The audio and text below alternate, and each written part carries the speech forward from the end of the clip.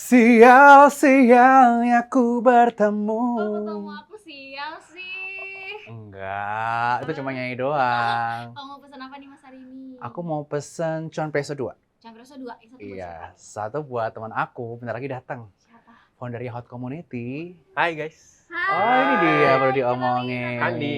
Apa Halo, kabar, bro? bro? Baik, bro. Gimana? Thank you ya datang Thank di you, Support thank you. Coffee Talk. Oke, nanti pesanannya aku bikinin, kalian boleh silakan ngobrol Oke. ya. Oke, thank you ya. Thank you.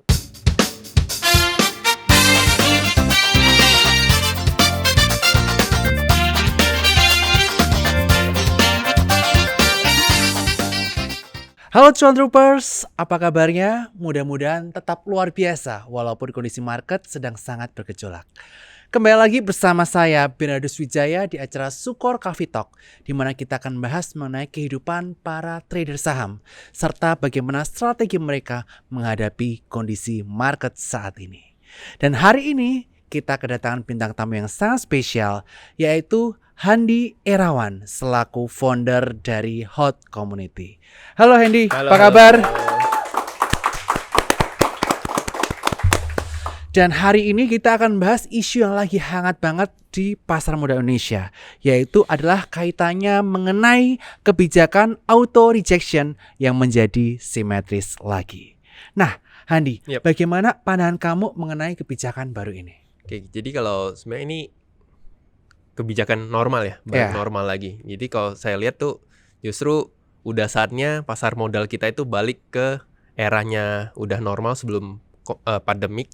Terus juga ini jadi satu tahap pendewasaan kita sebagai investor, sebagai trader itu di Indonesia. Karena menurut saya sendiri kebijakan dari ARB 7% kalau misalkan udah nggak ada pandemik, itu jadinya jatuhnya ngemanjain investor-investor yang ada gitu. Oke, tapi kalau menurut pandangan Handi ini sendiri, kita melihat bahwa pertumbuhan investor pasar modal terutama di saham itu mencapai 200% atau kurang lebih 2 juta SID Ya. di pasar saham selama pandemi COVID-19 berlangsung. Artinya apa?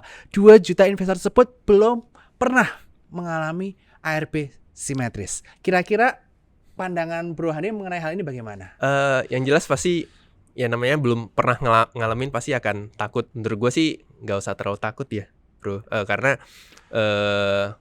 yang mungkin yang bisa kita antisipasi adalah kita stay away, lihat dulu rasanya kayak apa. Mungkin kita pantengin dulu marketnya. Oh ini loh rasanya kalau misalkan ARB-nya udah normal, pergerakannya seperti ini kayak gitu. Jadi kita cari tahu dulu. Oke. Jadi jangan takut dulu. Oke, jadi buat teman-teman angkatan Corona ya terutama, jangan takut dulu, tetapi kita pantau market terlebih dahulu, monitor, masuknya bertahap ya, cicil-cicil betul, dulu betul. untuk merasakan kondisi market ketika udah mulai normal, dan nanti kalau udah mulai comfortable baru kita bisa mulai dengan full portion yang lagi, kita ya, untuk betul. di saham. Kemudian kondisi market sangat volatile, apalagi setelah kejadian Silicon Valley Bank di Amerika Serikat sana. Nah, bagaimana pandangan Bro Handi? Apa yang perlu kita lakukan di kondisi market yang sangat volatile saat ini, plus sektor apa yang cukup menarik untuk kita simak? Jadi kalau apa yang harus kita lakuin di kondisi saat ini plus nanti ARB-nya udah normal, menurut saya tuh kita balik lagi mengidentifikasi melihat kondisi market seperti apa setelah ARB. Ya dalam artian saat ini kan likuiditas market juga lagi turun banget gitu ya. Yes. Jadi balik lagi kita harus jauh lebih disiplin, jauh lebih tahu penggunaan apps yang kita pakai saat ini. Khususnya mungkin kalau di spot kan udah ada lengkap tuh. Yes. Ya auto order segala macam itu udah aman. Jadi tinggal dipelajari lagi, tinggal dipasang lagi, kemudian tinggal lagi-lagi yang saya katakan, kita coba lagi belajar gimana rasanya. Oh ini ARB simetris seperti apa. Tapi menurut saya pribadi sih ARB simetris ini nggak bakal berpengaruh di first liner. Oke. Second liner mungkin sebagian. Yang mungkin paling berpengaruh itu adalah saham-saham third liner.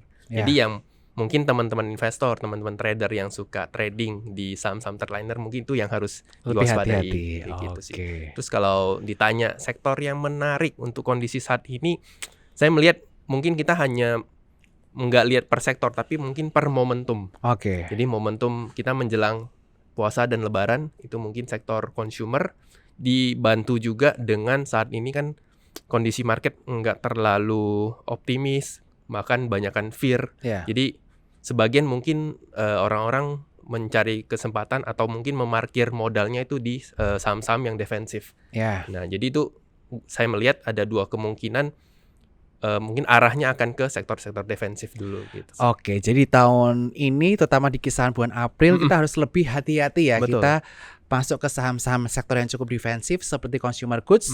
Dan jangan lupa sekarang di aplikasi Spot, kalau teman-teman lagi nggak comfortable di pasar saham, ada namanya fitur Spot Reksadana yang mana teman-teman bisa langsung subscribe, redeem, switching, transaksi semua reksadana Sukul Invest Asset Management ada di aplikasi Ya, tersebut. betul.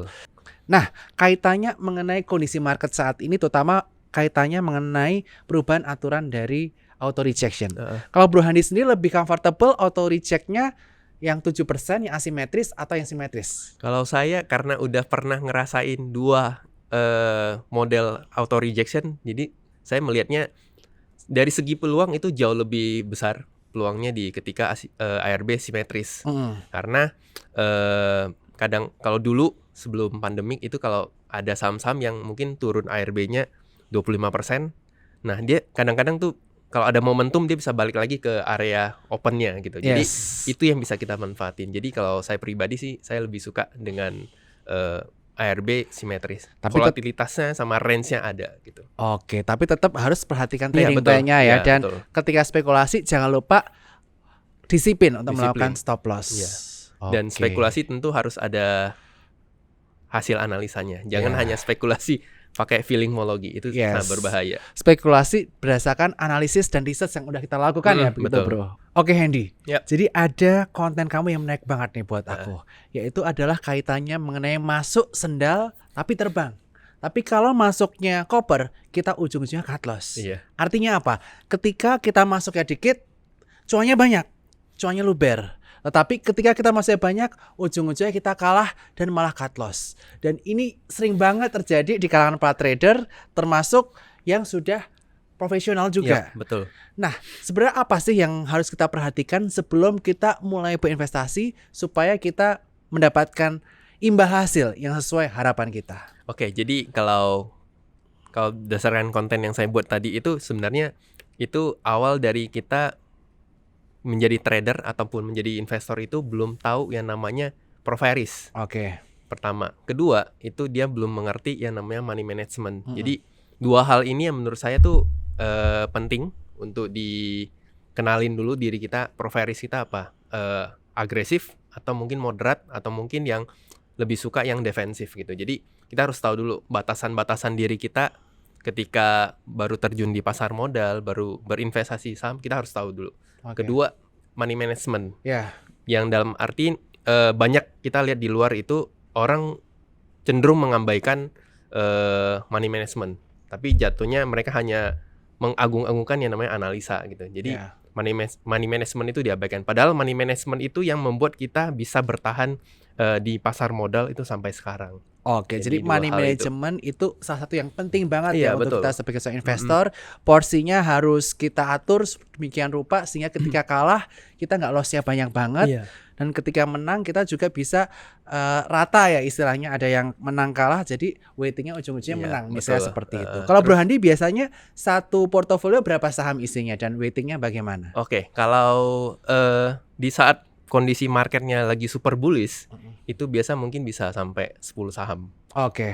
Jadi karena apa? Karena ketika lagi super bullish, maka arahnya akan cenderung ke atas ketimbang ke bawah. Jadi kita lebih ngekontrolnya tuh lebih gampang. Tapi Oke. kalau ketika marketnya lagi sideways, marketnya lagi downtrend, itu biasa mungkin di bawah 6 Di bawah saham 6. gitu. Terus kalau pembagian money managementnya itu biasanya pasti kita selalu ada punya yang namanya cash cadangan. Ya. Ya, kita tetap keep 20% ini di porto itu untuk sebagai jaga-jaga seandainya kalau misalkan mungkin marketnya berubah arah atau mungkin kita melihat ada satu potensi saham yang jauh lebih bagus yang potensinya bisa naik sekian puluh persen, ya itu bisa kita pakai gitu. Oke. Dan biasanya kalau untuk yang swing dan saham-saham yang first liner, second liner itu biasa menggunakan setidaknya 20% dari portfolio 10% sampai 20%. Nah, kita juga saya sendiri juga scalping.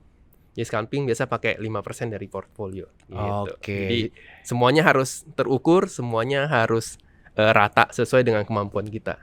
Oke, jadi perhatikan ya para cuan troopers ya. Saran dari Bro Handi ini, tapi sekali lagi sesuaikan dengan profil Profil risiko dari rekan-rekan semuanya. Dan Bro Handi ini merupakan founder dari Hot Community atau House of Trader. Nah, boleh diceritain nggak awal mula kamu mendirikan House of Trader ini seperti apa dan apa tujuan akhir dari komunitas ini berdiri? Silakan, Oke, Bro. jadi House of Trader ini adalah switching dari grup sebelumnya. Oke. Jadi kita itu transisi dari grup sebelumnya menjadi House of Trader. Mm-mm. Jadi tujuannya kita enggak cuman hanya sebuah grup, sebuah sebuah kumpulan trader-trader sama investor, enggak, cuman kita mau membentuk satu komunitas yang enggak hanya enggak hanya kita aja sebagai mentor yang memberi ilmu, tapi kadang kita saling sharing informasi, kita saling cross check, kan yang zamannya sekarang medsos dengan informasi yang di mana-mana itu, jadi kita sama member, kita sama nasabah itu kita saling cross check. Misalkan, mau tanya kok ini ada berita ini, ada rumor ini bener gak? Kok katanya ini begini. Nanti kita bareng-bareng nge-cross check. Cross checknya pakai apa? Cross checknya kita pakai flow, pakai technical, pakai fundamental. Jadi semuanya kita saling membantu. Jadi di komunitas itu kita enggak hidup sebagai cuman satu arah, tapi juga dua arah. Kayak gitu, bro. Oke, nah kalau tantangan-tantangan sendiri dalam membangun komunitas dan biar komunitas ini tetap hidup tuh apa sih, Bro? Kalau tantangannya pasti yang tantangan paling menantang di komunitas itu adalah kita mengatur psikologi dari nasabah. Oke. Kan namanya nasabah berbagai macam psikologis. Jadi kita sebagai mentor, kita sebagai leader itu kita harus bisa memanage psikologisnya mereka. Karena apa? Begitu psikologisnya mereka bisa di-manage, otomatis yang namanya money management, namanya FOMO itu pasti nggak ada. Money management tentu habis itu udah bisa diatur sama mereka dengan bagus. Oke, jadi paling penting menjaga psikologis mereka. Betul, ya. Kalau psikologis mereka baik, grupnya juga akan lebih Iya, kondusif. betul. Kalau psikologi mereka nggak bagus, saja ini akan mempengaruhi grup secara keseluruhan juga ya, Bro ya. Betul. Nah, kalau untuk di tahun 2023 ini sendiri, di mana kondisi market sangat fluktuatif, tidak seenak ketika masa pandemi kemarin. Kira-kira rencana dari Hot Community ini seperti apa? Oke, kita sebenarnya saat ini tuh lagi mencoba untuk merubah di dalam internal kita. Jadi kita akan mencoba menyesuaikan kondisi dari market, kondisi dari aktivitas dari nasabah-nasabah kita yang mungkinnya kalau dulu kita bisa stay lama di live Discord. Jadi kita tiap hari dari jam 8 pagi sampai jam 3 sore itu kita live Discord. Jadi bisa saling ngobrol, saling tanya jawab gitu ya. Jadi itu mungkin nanti kita akan menyesuaikan dengan kondisi yang menuju normal ini. Dan yang paling pasti ya kita berharap growth secara pelan-pelan. Karena apa? Karena saya pribadi lebih suka sesuatu itu growth secara pelan-pelan karena fondasinya jadi kuat. Yes, agree. Dibanding tiba-tiba terbang tapi ujung-ujungnya nanti berantakan. Jadi itu yang kita lagi concern untuk membangun fondasinya kuat dulu, baru kita nge-growth pelan-pelan ke atas. Jadi plan kita nggak cuma sampai 2023 tapi ke 10 tahun, 15 tahun ke depan. Amin. Dan harus selalu bareng Sukor ya. Iya, harus selalu bareng Sukor. Hai Mas Bernard, Ya, Ko Handi. halo, Natali. Seru banget ngobrolnya. Aku mau ajak kalian main games nih, biar makin seru ya kita ngobrolnya. Kebetulan gamesnya ini kita ada games crossword. Jadi nanti ada pertanyaan mendatar dan menurun. Kalian harus menjawab pertanyaannya rebutan ya. Jawabnya Bernard ini atau Ko Handi ini gitu ya. Terus buat yang kalah nanti kalian harus posting Instagram. Bilang saya mengaku kalah dari misalnya @bernarduswijaya17 terus hashtag Sukor Coffee Talks gitu dan mention @sukorsekuritas juga pastinya. Oke, udah siap ya? Siap. Kita mulai gamesnya. Pertanyaan pertama ini menurun. Sebutan untuk perusahaan yang Bernardus. menerbitkan sahamnya di Bursa Efek Indonesia. Apa jawabannya Mas Bernard? Emiten. Coba next jawabannya. Baik, benar. Satu untuk Mas Bernard ya, masih kosong nih untuk Kohandi. Pertanyaan kedua masih menurun lagi. Bahasa gaul dalam saham yang merujuk pada aktivitas membeli saham di harga penawaran atau offer. Aku lanjut dulu tertingginya hingga investor dapat memiliki saham segera tanpa perlu mengantri apa? HK. jawabannya? Coba next jawabannya. Weh. Ayo Kohandi. Masih mencoba. Ayo Kohandi lebih cepat. Jadi 2 Mas Bernard, 0 untuk Kohandi ya. Yang ketiga masih menurun. Bernard. Udah dibaca. Udah dibaca. Oke nih aku bacain lagi ya. Satuan yang digunakan dalam investasi saham di mana dalam satu satuan terdapat 100 lembar saham. Bernard. Lot. Coba jawabannya. Betul. Aduh, Kohandi kamu mati kosong loh. Oke, pertanyaan masih keempat menurun ya. Menyamping. Kondisi di mana kondisi di mana harga saham berhasil melewati area support atau resisten? Breakout. Udah 4-0 ya nih. Oke, satu lagi pertanyaan lebih cepat. Mungkin rapat umum. Iya. Oke, 4-1. Berarti Kohandi kamu harus posting ya story-nya. Siap. Boleh, nanti kita posting ya. Oke, itu aja. Kalian boleh lanjutin lagi untuk obrolannya. Thank you.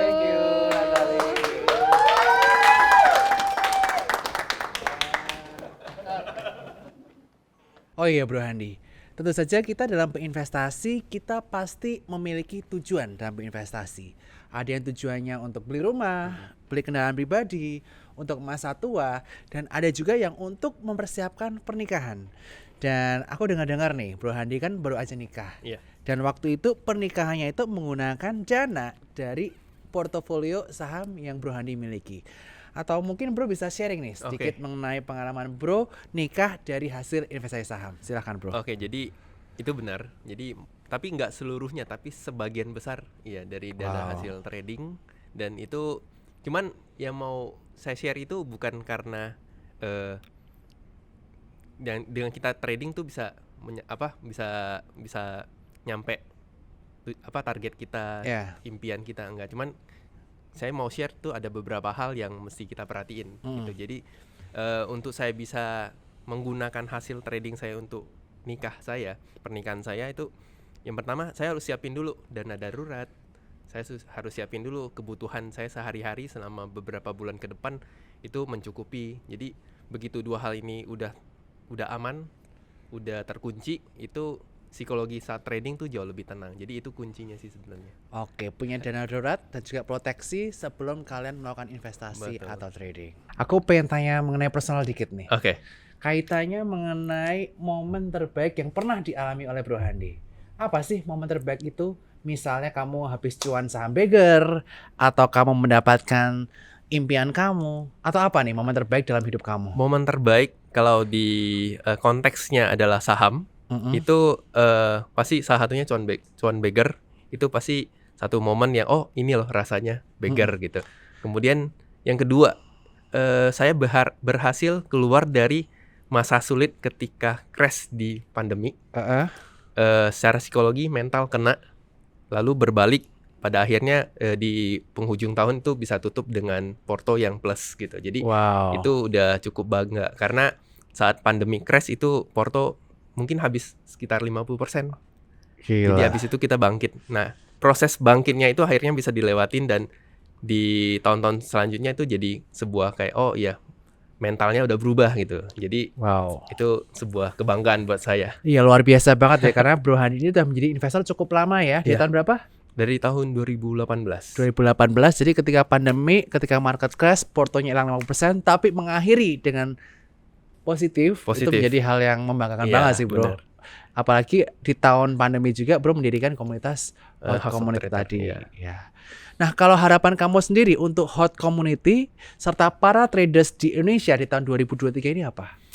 Untuk Hot Community pasti harapannya adalah kita bisa nge-growth bareng dengan cukup baik tanpa FOMO, karena menurut saya sesuatu yang naik dengan FOMO itu biasanya berujung kurang bagus. Ya, Jadi ya. kita nge-growth pelan-pelan, nggak apa-apa, it's okay, tapi fondasinya kuat, itu yang paling intinya. Terus mungkin untuk trader, ya mungkin untuk trader di tahun 2023 lebih giat belajar, lebih giat untuk mengeksplor diri dalam hal trading, dalam hal investasi, karena banyak sekali yang kita lihat orang-orang kena investasi bodong, kena FOMO gitu-gitu. Jadi itu yang mungkin harusnya bisa dikurangin sama trader-trader Indonesia. Oke, jadi intinya kita harus tambah knowledge kita dengan rajin belajar, lagi baca literatur, kemudian belajar mengenai investasi dan trading, dan jangan sampai terjebak namanya sama investasi bodong begitu.